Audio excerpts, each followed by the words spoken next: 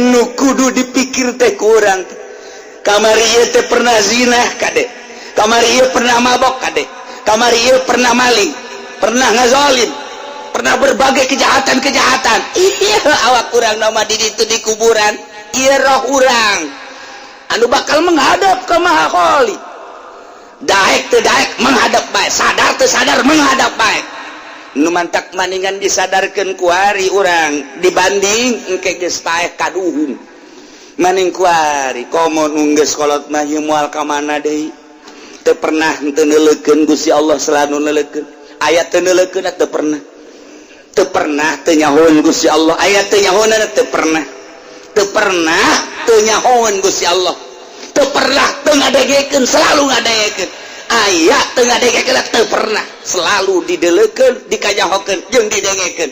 Mantak lamun urang mer ka dinya isin amat ka Gusti Allah. Tinggal ditapakuran ku urang.